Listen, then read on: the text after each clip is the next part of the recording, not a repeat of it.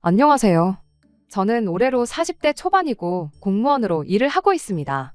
대학교 졸업하고 몇 년을 취업난 때문에 고생하다가 결국 뒤늦게 공무원 시험을 치게 되었지요. 평생 해왔던 게 공부였다 보니 공무원 시험에 합격하는 데까지는 준비 기간이 그렇게 오래 걸리지는 않았습니다. 하지만 9급으로 시작하기엔 적지 않은 나이였다 보니 남들보다 더 열심히 해야 인정받겠다 싶어서 일에만 매몰돼서 살았죠.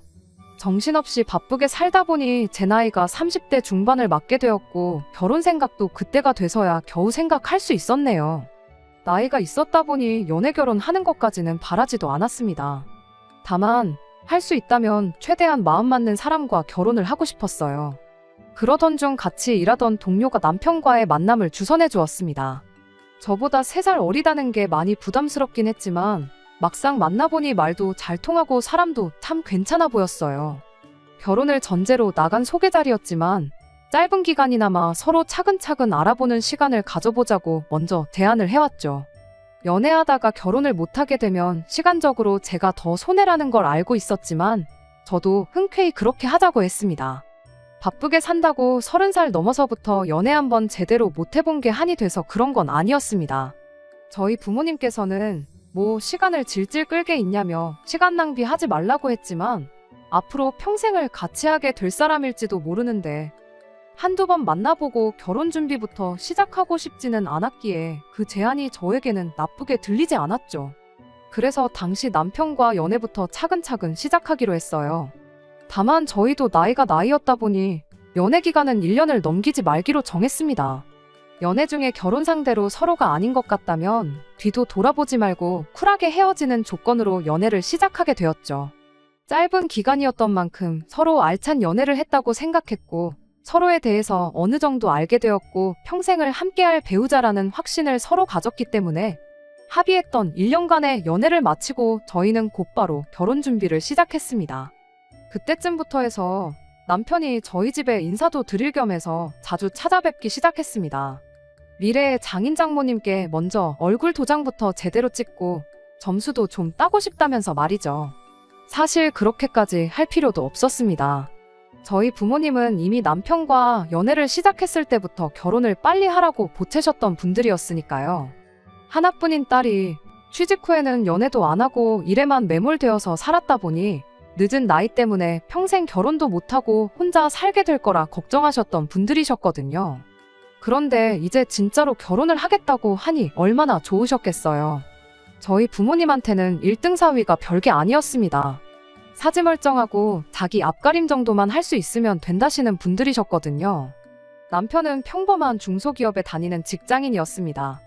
미래가 그렇게 유망한 회사는 아니었지만 그래도 한 군데서 8년 넘게 일한 걸 보면 근면성실함을 가지고 있는 사람이라고 생각했어요. 거기에 결혼 전부터 처가에 들락거리며 능글맞게 장인 장모님 하면서 친한 척을 하는데 저희 부모님께는 남편만큼 좋은 사윗감이 또 있나 싶으셨을 거예요. 공무원이 박봉이고 요즘은 기피 직업이라는 말이 많지만 제가 일 시작했을 때만 해도 그렇지 않았어요. 안정적이라는 장점 때문에 제가 공무원 준비할 당시에는 경쟁률도 엄청났습니다. 아무리 박봉이라지만 8년차 중소기업 대리였던 남편 월급과 비교해보면 제가 월급도 훨씬 잘 받았어요.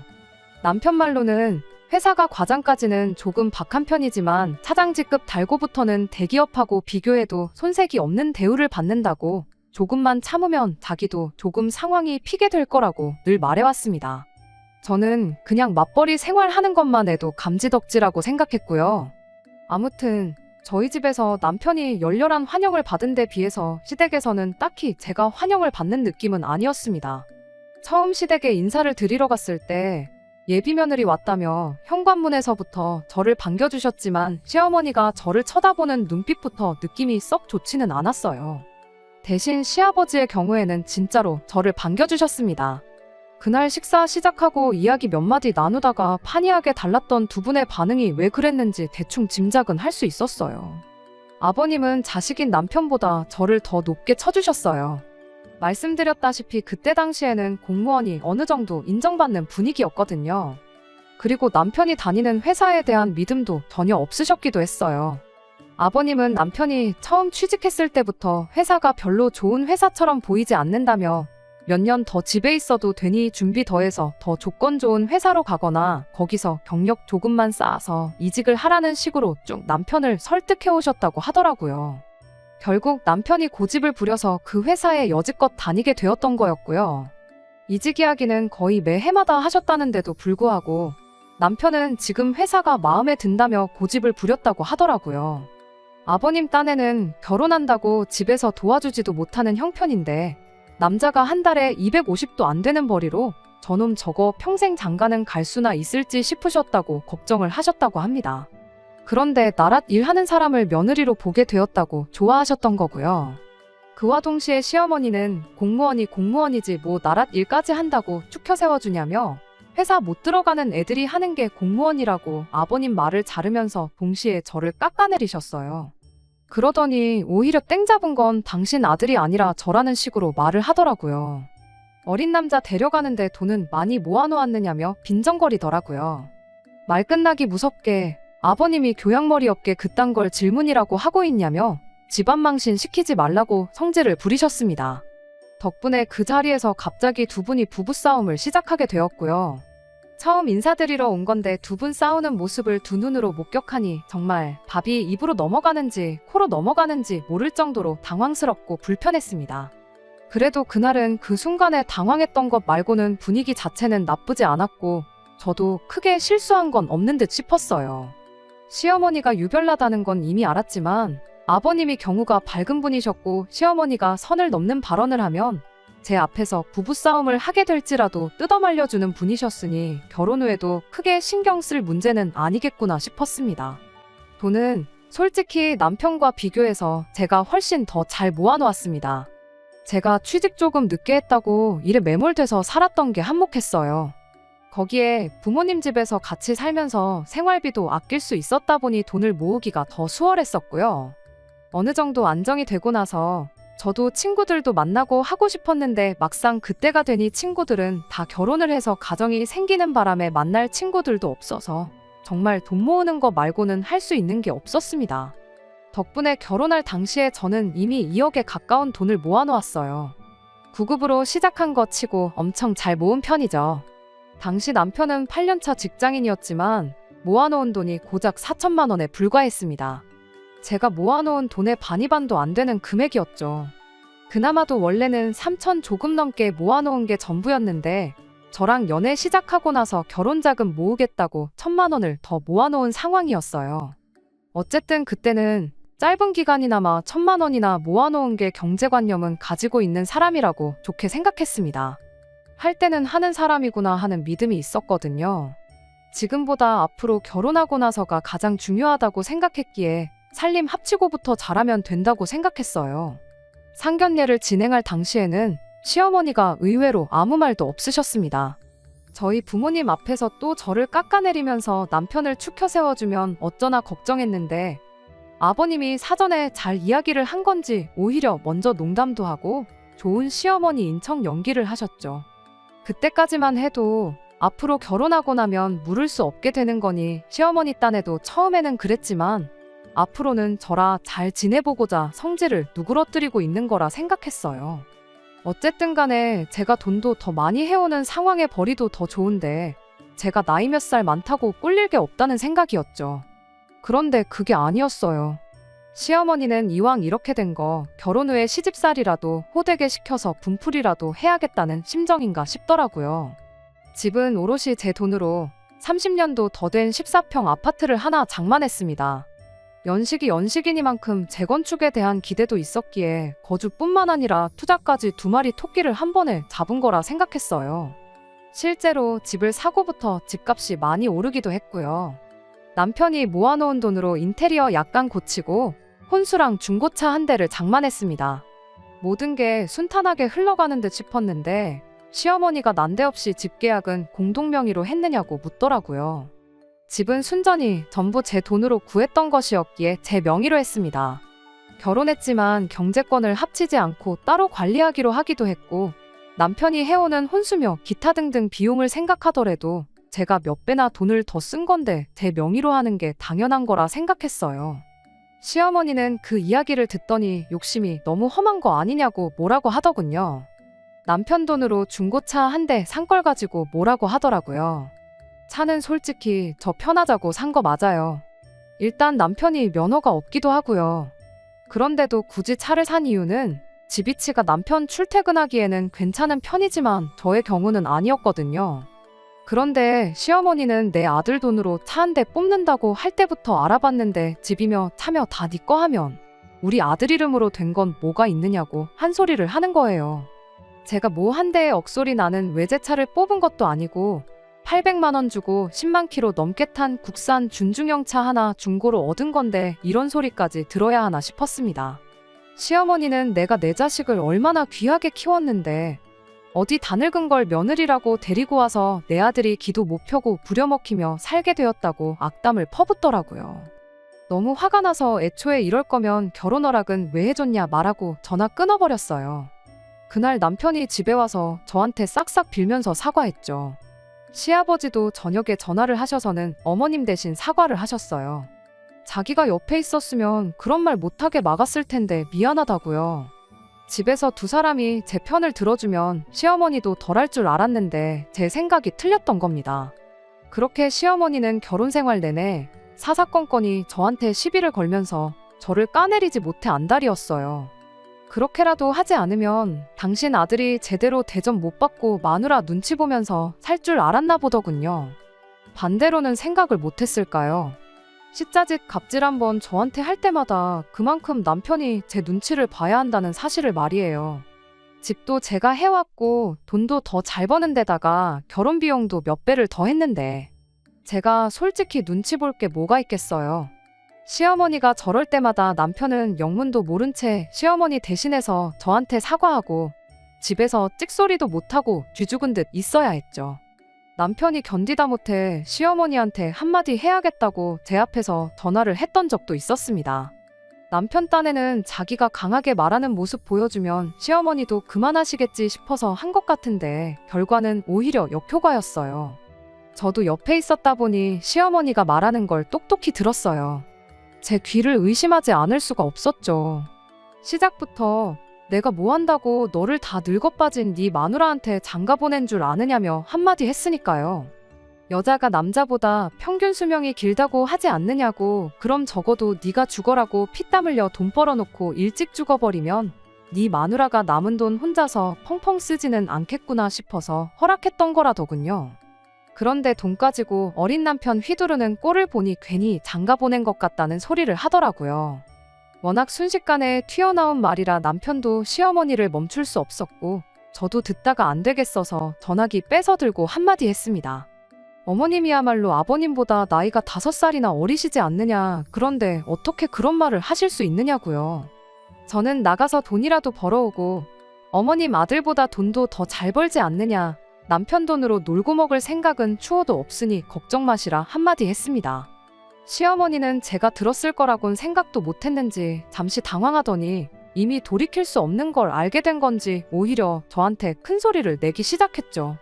당신은 집에서 바깥 양반 내조를 하고 있지 않냐면서 뒷바라지를 해줬으니 바깥 양반이 내 노후도 책임져 주는 게 당연한 거다 하는 소리를 하시길래 그럼 저도 당장 일 그만두고 집에서 남편 내조나 해야겠다고 했죠. 나이 많은 며느리라서 얼마나 다행이냐고. 그래도 일찍 죽어버리고 돈이 남으면 아까우니 돈은 앞으로 모으지 말고 있는 대로 다 써버려야겠다고 한마디 했습니다. 결국 시어머니와는 전화로 돌이키기 힘든 만큼까지 싸우게 되었고 그 덕에 한동안 시댁과 연을 끊고 지내게 되었습니다. 남편은 따로 시어머니와 연락을 하는 듯 보였지만 그걸 가지고 아예 못하게까지 하지는 않았습니다. 괜히 저 때문에 연 끊고 지낸다는 소리 듣고 싶지도 않았고 더 이상 시어머니가 저에게 피해만 끼치지 않는다면 아무런 상관없다는 생각이었거든요. 시댁과 아예 연락을 안 하고 지낸 건 아니었어요.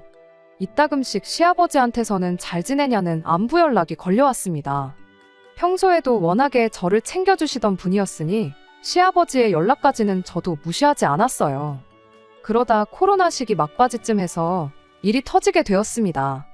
남편 회사가 코로나 시작된 이래로 상황이 안 좋아지기 시작했거든요. 남편이 성실하기는 했지만 회사 내에서 크게 인정받는 사람은 아니었더라고요. 당장 해고를 시키지는 못했지만 남편이 직장 내에서 말 못할 괴롭힘을 당하고 있다는 사실을 알게 되었습니다. 실업급여 주는 것도 싫었던 건지 남편 스스로 관두게 만들 작정이었던 거예요. 하루는 남편 자리에 의자를 치워버렸다더라고요. 실적 운운하면서 남들 앉아서 일하는데 서서 일하라는 식으로 말이죠. 할 일도 없는데 땡볕 무더운 날씨에 교통비도 없이 외근을 보내서 굴린다던가 하는 식으로 남편의 숨통을 조여왔습니다. 남편은 그래도 월급은 나오니까 새 일자리 구해질 때까지는 그냥 참고 다니겠다는데 솔직히 그 이야기 듣고 그만두라고 하지 못할 사람이 세상에 몇이나 되겠나요. 그러던 와중에 엎친 데 덮친 격으로 시아버지까지 실직을 당하게 되었습니다. 그로 인해 시부모님 노후 문제에 비상등이 켜져 버렸죠.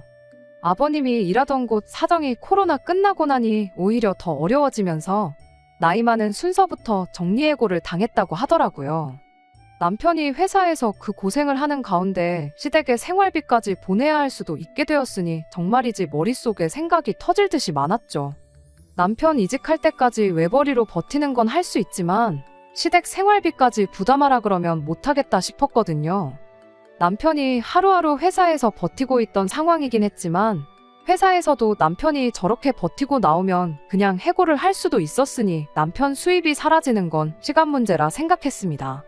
그래서 한 번은 남편을 불러서 이야기했죠. 당신 직장이 사라지고 당분간 집에서 있게 된다고 해도 괜찮다. 저금도 상당히 있으니 당신이 일자리만 빨리 구해준다면야 몇 개월 외벌이 하는 거는 아무런 문제도 되지 않는다고요. 하지만 시댁 생활비는 다르다고요. 아버님 성격에 우리한테 손 벌리지는 않으실 게 뻔하지만 시어머니는 당장부터 앓는 소리를 하고 계시지 않냐고. 시댁의 생활비까지라고 하긴 뭐하지만 한 달에 100만 원까지는 내가 어떻게든 해주겠다고 했어요. 대신 조건을 하나 붙였습니다. 시어머니한테 생활비가 필요하면 나한테 직접 연락해서 나한테 직접 받아가시는 조건이라고요. 시어머니 기를 죽이거나 그러려는 생각은 절대 아니었습니다. 저한테 고마워할 필요까진 없지만 저한테 조금이나마 미안한 마음을 가졌으면 싶었던 마음이 더 컸겠네요.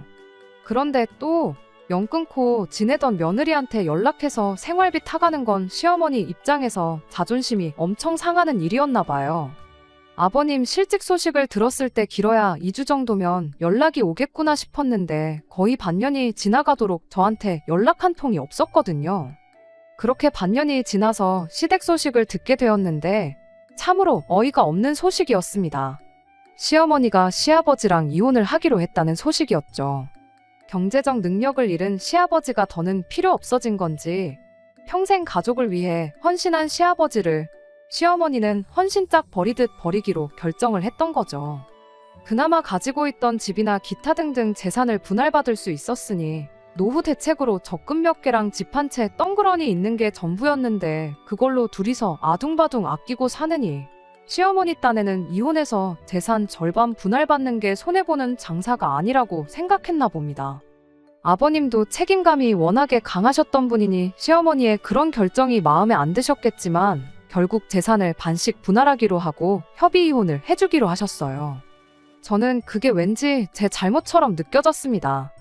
한 달에 돈 100만 원이 뭐라고 그거 사이 안 좋은 시어머니한테 그냥 주기 싫어서 시어머니한테 직접 연락하라고 자존심을 부리다 시부모님을 이혼시켰구나 하는 생각이 들었거든요. 아버님한테는 죄송하다고 전화를 드렸어요.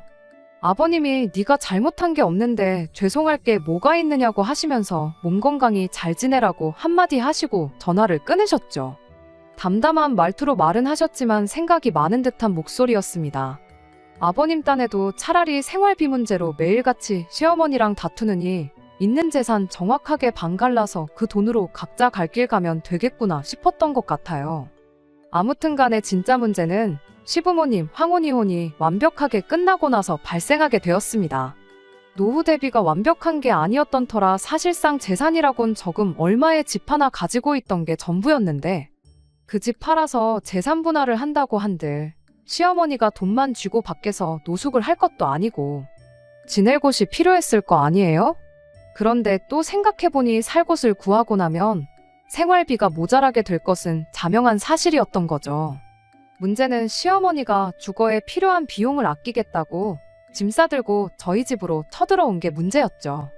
결혼하고 처음으로 시어머니가 저를 며느리 대접을 해주시더군요. 제가 시어머니한테 제대로 된 며느리 대접 받자고 결혼한 것도 아니고 여지껏 말도 안 되는 이유로 사람 취급도 안 해주더니 이제서야 제 도움이 필요하니 찾아온 시어머니가 달가울 리가 없었죠. 게다가 자칫하다간 내 집에 시어머니를 모시고 살아야 할 판인데 오죽했겠나요. 시어머니가 아니라 오갈곳 없어진 시아버지가, 저랑 그나마 관계가 좋던 시아버지가 저를 다시 찾아오셨다고 해도 싫다고 했었을 겁니다. 그런데 남편이 난데없이 저를 방으로 끌고 가더니 일단 방 한 칸 내어드리고 나중 일은 나중에 생각하자고 하더라고요. 남편한테 제가 물었어요. 지금 모시게 되면 평생 모시게 되는 거 모르냐고 했죠. 그랬더니 남편이 오갈곳 없으시다는데 그럼 어머니를 길바닥에 내몰자는 거냐고 따지더라고요. 이혼을 결정한 것도 어머님이지 않냐, 그리고 오갈곳이 없긴 왜 없냐, 아버님한테 받은 돈이 있지 않냐고요. 그랬더니 남편이 그럼 어머니한테 월세로 30만 원씩 내라고 할 테니 같이 지내게 하자고 하더군요. 어이가 없었죠. 제가 시어머니랑 사이가 좋았던 것도 아니고 서로 대판 싸우고 1년 가까이 연을 끊고 지내기까지 했는데 고작 30만 원 받자고 시어머니를 내 집에 모시겠냐고 한마디 했네요. 제 눈치 많이 보고 저한테 잘하려고 노력하는 사람이었지만 결국 결혼하니 효자가 되는 건 어쩔 수 없었나 봐요. 아무리 봐도 아버님한테 재산분할 받아서 목돈이라도 쥐고 있는 시어머니 상황이 직장도 잃고 뭐 아무것도 가진 거 없는 남편 상황보다 훨씬 좋다는 걸 몰랐던 걸까요? 이 집의 지분이라고는 이사 들어올 때 도배장 파는 거랑 혼수 몇 가지밖에 없는 사람이 자기도 이 집에 지분이 있다며 그 정도 정할 권리가 있다고 소리를 치대요. 시어머니도 제가 웬만해선 마음을 바꾸지 않겠다는 걸 알았는지 내 그럴 줄 알았다고 그따구로 내 아들 휘어잡을 거면 그냥 이혼을 해라 하는 식으로 강하게 나오더군요. 순간 이혼하라는 이야기를 직접 꺼내주셨는데 못할 게 뭐가 있겠냐 싶은 생각이 들었어요. 그래서 알겠다고 대답했죠. 시어머니는 제가 이렇게 나올 걸 미리 계산이라도 했던 건지 그럼 집은 두고 저만 나가라더군요. 순전히 내 돈으로만 들어간 내 집인데 내가 미쳤다고 집을 포기하게 했냐고, 도배장 판할 때 들어간 돈이랑 혼수할 때 들어간 돈, 그리고 자동차도 돌려줄 테니 두 사람 보고 나가라고 했습니다. 당장 오갈 곳이 없으니 집을 포기할 수는 없다고 나오더군요. 저도 생각해보니 암만 내 집이 최고라고 하지만 결혼 생활 시작부터 남편과 함께한 이 집에서 혼자 지내게 될 텐데 이혼하고 나서도 그 기분이 똑같을까 싶더라고요. 어차피 저는 친정으로 돌아가면 되겠다 싶었고 그래서 여차저차 절충해서 그 집을 시어머니한테 팔기로 했습니다. 재개발 소식과 이런저런 이유로 집값이 제가 처음 샀을 때보다 1억이 넘게 오른 상황이었기도 해서 시어머니가 이혼하면서 분할받은 돈과 결혼 생활하면서 모아놓은 돈은 제가 다 가지고 오는 조건으로 집을 남편에게 넘기기로 했어요. 돌려줘야 할 혼수니 재산 분할이니 이런 거 머리 아프게 고민할 바에 깔끔하게 그러는 게 서로 더 편하겠다 싶었거든요. 제 이혼 소식을 전해들은 친정 부모님이 저한테 많이 미안해하셨어요. 딸내미 늦게 시집 보낸다고 제대로 봐야 할 사람 됨됨이를 면밀히 보지 않았다면서 제 이혼이 당신들 책임이라며 자책하셨습니다. 저라고 뭐 이런 사람들인 줄 알았겠냐며 미안해하실 필요 없다고 말했죠. 그래도 집을 내주고 온 게 손해본 느낌이라며 안타까워하셨어요. 재개발이며 뭐며 앞으로 집값이 오를 일만 있는데 이혼하고 전세 같은 거 주면 되는 거였지 않냐며 너무 성급하게 결정을 내린 거 아니냐고 하셨습니다. 저도 그런 느낌이 없지 않아 있기는 했는데 이미 물 건너간 거 후회해서 뭐하나 싶었습니다. 빨리 이혼 결심하고 그 집구석 손절한 게 더 잘한 일이다 생각하고 괜찮다고 웃어넘겼어요. 그렇게 제 짧디 짧은 결혼 생활을 마무리하게 되었습니다. 결과적으로는 잘 풀린 것 같아요. 제가 이렇게 이혼한 지 2년이 다 되어가는 지금에 와서 사연을 적게 된 이유는 얼마 전 시아버지와 남편을 만나고 왔기 때문입니다. 시아버지가 재혼을 하게 되었다며 먼저 저한테 연락을 해왔거든요. 이혼 후에 연락을 따로 주고받지 않았는데 듣자 하니 아버님은 재산 분할한 돈으로 고등학교 때 고향 친구였던 분과 식당을 하나 차리셨다더군요. 그 짧은 사이에 아버님 식당은 놀라울 만한 성공을 거두게 되었고 같이 사업을 시작한 그 고향 친구분과 재혼을 하기로 했다는 거죠. 남편은 아버님 결혼식장에서 만나게 되었어요. 이혼했으니 불편한 사이긴 했지만 그렇다고 굳이 피하거나 숨을 이유도 없다 생각해서 오랜만이라고 인사를 했죠. 아는 사람이라고는 한 명도 없으니 끝나고 남편하고 오랜만에 같이 식사도 했고요. 남편이 잘하지도 않는 술을 대낮부터 마시며 신세한탄을 하기 시작했어요. 저랑 살 때가 좋았다면서 신경질적인 어머니랑 둘이서 사는 게 지친다더라고요. 재개발 노리고 저한테 집을 사갔는데 집값은 오히려 제가 처음 집을 샀을 때 가격으로 내려갔고 재개발도 요즘 공사 비용 때문에 오히려 주민들이 반대를 하는 분위기라며 완전 망했다는 소리를 하더군요. 식사 말미에는 술에 취해가지고 어떻게 아버지가 가족들을 내팽개치고 이렇게 재혼을 할 수 있냐며 아버님이 가족들을 배신했다니 어쨌다니 하는 소리를 하길래 정신 똑바로 차리라고 한마디 해주고 자리에서 일어났습니다. 아버님 힘들 때 먼저 배신한 게 누군데 이제 와서 그딴 소리를 하느냐고요. 인과응보라는 말은 드러나 봤냐고. 집값이 내려간 것도 아버님이 재혼한 것도 지은 죄가 있으니 돌려받는 거고 이 상황을 선택한 건 다른 누가 아니고 당신하고 당신 어머니니 어디 가서 탓하지 말라 한마디 해주고 왔네요. 나오는 길에 아버님한테는 재혼 축하드린다고 앞으로 행복하게 잘 지내시라고 해주고 왔고요. 속이 후련해져서 이렇게 이혼한 지 2년이나 지나서 짧게나마 제 이야기를 적어보내게 되었습니다. 결국 제가 이혼했다는 사실은 변함이 없지만 저런 남편과 시어머니와 평생을 함께하는 것보다 지금 제 삶이 훨씬 나은 것 같아 마음은 편해졌네요. 끝까지 들어주셔서 감사합니다. 오늘의 사연은 여기까지입니다. 구독과 좋아요, 알람 설정 부탁드리고 더 좋은 사연으로 다시 찾아뵙겠습니다. 감사합니다.